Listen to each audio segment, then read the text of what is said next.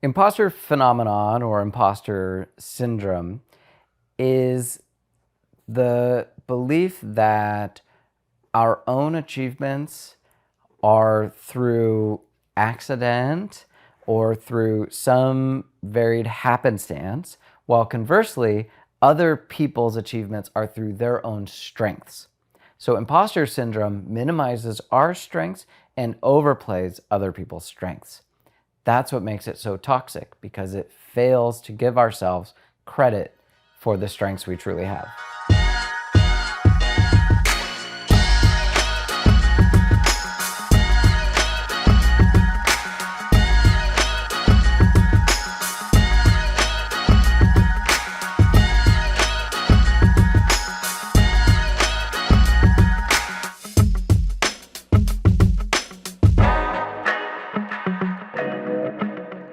I've often suffered from imposter syndrome in the sense, and correct me if this is the right definition, Glenn, where when I first started making films, I got to about the fourth or fifth film before I would actually tell people I was a filmmaker, because I didn't feel like I earned that right of calling myself a filmmaker, even though I was making films. Mm-hmm. And so now we're starting a company, and I hate using the term founder, because although Paul and I co-founded this company and it's on the business card, I feel like an imposter. Like, what do I know about entrepreneurs? What do I know about starting a business? How dare I call myself a founder?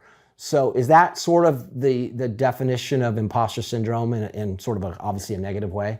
That's what it manifests as, is what business do I have doing X? Right. That's the manifestation of an internal belief about our own strengths and also our anxiety around being in a place where we don't think we should be. And really, that's what anxiety really is thinking we're not right where we should be at any given time, right? So when we have that anxiety, our mind searches for reasons, it searches for all kinds of, possible causes for why don't I align? Why don't my feelings align with where I am right now? That's what causes anxiety. Mm-hmm. So imposter phenomenon, what makes it so interesting to me is that your brain is making a faulty connection between the successful outcomes you have and the belief that you don't deserve them, that you're faking it. Mm-hmm. Because those beliefs preceded your success, and so you get the reward of the success. And so what does your brain do? It's an association machine. So it goes back through everything you did to get to that success, and it says, do that again. This worked. Right. And so when it goes through the cycle, it will often shortchange all the steps you did, the strategic thought, mm-hmm. the discipline, the everything else. Mm-hmm. And it goes, that anxiety was a really good part of that success. Do that again. Mm-hmm. And so your brain is learning this really faulty connection between the anxiety behind a pursuit and the successful outcome that you experienced. So you wired your brain together for that imposter phenomenon. And then what manifests is your belief. So imposter phenomenon is kind of these weird two sides of the coin type of thing that are really interesting. So imposter phenomena is very highly correlated with perfectionism. Okay, and what it means for a lot of people is one of two things. So tell me which one you are. I'll tell you which one I am. Mm-hmm. It's either you have a belief that you have to work so much harder than other people, and if you stop working so hard, if you stop burning yourself out, everybody's going to catch up and they're going to know you were a phony because you weren't God-gifted talent, right? The other side is you're panicked and you're a perfectionist and you're so worried about messing up and people finding out that you're fake that you procrastinate, and then in the last few minutes, you hustle everything together, it turns out well, and the end result is you saying, I faked them out. Right. I tricked them. They didn't figure out that I have no business being here. Okay, so those are typically the two routes for imposter phenomenon. Mm-hmm. The other filter for it is how we look at other people. And when we deal with imposter phenomenon, we tend to overemphasize other people's strengths. Right. And downplay ours. And we tend to overemphasize our weaknesses and downplay others. Interesting. What's really happening is we're just shortchanging our own strengths. We're shortchanging our enjoyment of the pursuit of a big goal. The thing that makes us successful is smartness and hard work and discipline and purpose of enjoying what we're doing. That's what creates a successful outcome, not the anxiety. The anxiety is limiting those outcomes. Imagine the successful outcome we'd have if we let go of that anxiety and we just have good habits, good discipline, and we enjoy what we're trying to do and we try to be really good at it because it's kind of like important, right? So that's the crux of imposter phenomenon. It is harmful. It's pretty much the number one. It's actually probably number two because my work is with entrepreneurs, almost is exclusively with entrepreneurs and their mindset. And the first thing people want help with is the emotional roller coaster of being a founder. Of one day you're closing your funding and you've got new clients and things are going. The next day is the market's shutting down. You can't get this. You're getting rejected. Your product doesn't work. So there's an emotional roller coaster. So that's number one. But number two is imposter phenomenon. That's like the second thing people say, particularly for women, people of color, people from underrepresented groups who don't typically become entrepreneurs. Those folks really, really have to trudge through some difficult things. And the result, actually, the way to deal with imposter phenomenon is actually talk about it. Talk to other people who deal with it. Say like, I just never feel like I belong here. Hearing other successful people say that helps you lower your boundaries. So vulnerability is a good antidote to imposter phenomenon. Yeah. But doesn't it, help if there are other people out there that have started companies, that have done these things, that have gotten to a successful stage? Doesn't that prove that it's possible for moi to do so? Oh, absolutely, right. I mean, but that's kind of, it's actually a very logical statement. Right. That's like literally logic. That's just literally logic. This happened, therefore it can happen. Right. That's just a logical statement. In imposter phenomenon, you're seeing all the people who tried to do that but didn't. And you're aligning yourself to the people who tried but failed to do that. Yeah, got it. Right? I would say that that's not, so I have a sort of a hybrid, and I would say that it's not that I'm looking at the people who failed. I actually don't really fear failure by other people's examples of failure. It's more, I think, what you said earlier about the person must be smarter or know something I don't know. Yeah. So I see these people who are successful and I see them rise to these heights. Right. And I'm like, what did they figure out that I don't know? And that's the part where I probably struggle. And that the part about the perfectionism where I feel like I don't have it all figured out. And because I don't have it all figured out, things aren't going to go in the right way, without taking into account, which I know this, I logically know this, that most founders, when you start a business, you know one thing, you don't know everything. And you grow to know everything, or you find people who know everything that you work with.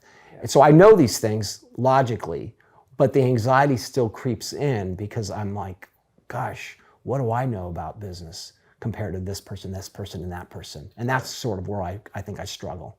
Right, and it's one of the faults of perspective taking is to think you understand people just by looking at them or hearing them or talking about them. Right? It's one of two things. One is the successful person had a huge tailwind behind them.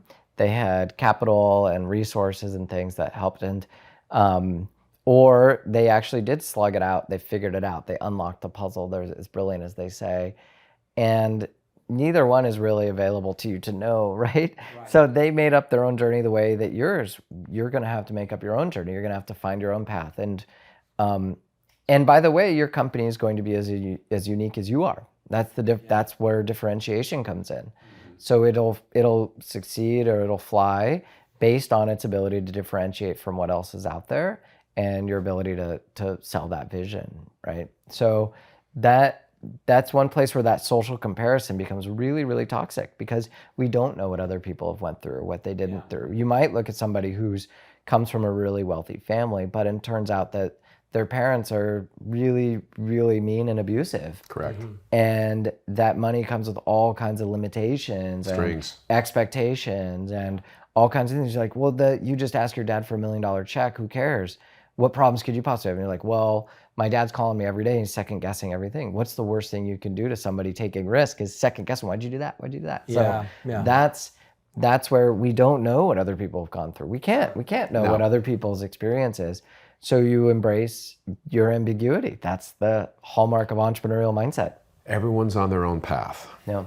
Everyone is on their own path for many, many different reasons. And so what is driving me in all of this is the opportunity to give back to humanity in some way. And whether it's one person or 10,000 people that really dig into this and get something out of it, and they can grow and evolve into the better human being that they want to be, or even just take the time to figure out what that is that they want to be, then we've won. Right. We've won. Yeah. What could be better than that? Nothing. Yeah. At the end of the day, I mean, are we going to be a billion-dollar company? Well, I did have a dream that some major sports company bought us for $2 billion. So I did have that dream. The end could happen, but it doesn't have to happen. Yep. What this is more about you and me, Jack, and what we get to do. And Yeah. what we get to do is something that is amazing. And it's more complicated than the simple like succeed or fail, because I do share your perspective. And I do know that if this thing does not work, that whatever period of time we put into it will have been a positive thing, because we are putting positive things into the world. And I love that, appreciate that, and I'm happy to be a part of it. But the other part of it is I want it to succeed. And then the question is, am I good enough to help this thing succeed? And that's where the challenge is. Yeah, and you'll never know. I know. You'll never know. There's no answer to that. I love what question. you said on our call, by the way. I just love this line. That you said there's people who say, fake it till you make it. And you said, but if they made it, maybe they weren't faking it. Yeah, it's impossible to. Right. Look, I mean, the steps we need to take to go to a different place, to a whatever it is, have to be a little different than we're comfortable with. So you have to step out of your comfort zone. So in some ways, I get where people are coming from when they say fake it till you make it. I get that, for me, it's teaching in a bigger classroom. It's working with more clients. It's working with things I've never done before, where I'm like, I think I can do that, but I don't know that I can. You're learning it as you go is really what it is. Right. And so in a sense though, my self-talk is really about, if I'm stepping into a domain where I'm uncomfortable, I'm going to own that and say, listen, here's X, Y, and Z tools I'm going to bring in. I'm not going to fake it with you right now. Here's why I think this is going to work. Here's where I think some of the threats are. Let's evaluate and figure out what we need to do. Right? So there's no faking it, right? If you're working with a stakeholder and you're saying, we're going to take $1 million from you or $1 billion and we're going to build this, here's the threat assessment of what it is that we're going to have to go through. And that honesty means you're not faking it. Right. And will actually increase your chances of making it, right? Sometimes it's like, they'll give me a stage and a microphone, say, go talk about mindset. I'm like, I've done this before. Maybe it's a bigger crowd. Maybe it's a little different. Like, there's some root, but I'm not faking that either. If you put me in front of the Coliseum to talk about mindset, I've done that before. I'm not faking anything. I just know I've just done it. I've built up that capacity. So when it comes to imposter phenomenon, you almost just kind of have to keep it out of your mind a little bit, right? You got to just say, I'm going with the wind here, and where I need to have an honest conversation with stakeholders, I'm going to do that so they know that. But there's no faking it involved, period. We always owe it to ourselves to be authentic wherever we show up. And that includes removing imposter phenomenon from our mental repertoire. Hey, Paul. Yeah. This is the part where we're supposed to tell people to like and subscribe to our YouTube channel. Okay, will you please do that then? I mean, if you enjoy it, please do. And if you don't, do it anyways, because we need your help. We do. Also, we have a website called GameChangeNation.com. Just go there and subscribe and you'll get tons of free content. And what we're really trying to do is create a community of people that love sports. Yep. And the great lessons that we learn from sports, but we want to hear from you. We do. So we're going to have a bunch of social media pages, from TikTok to Instagram to Twitter to Facebook. Instagram, I probably already said all of them. Please join them and tell us your stories. We'd love to hear from you. Oh, and we wrote a book. Oh, Forgot about that. Forgot that. The book is called Through the Tunnel. It's available on Amazon now. If you go straight down here to this link that you can see below us, you will be able to purchase it. We'd love it if you could do it. Thank you very much. Thanks, guys.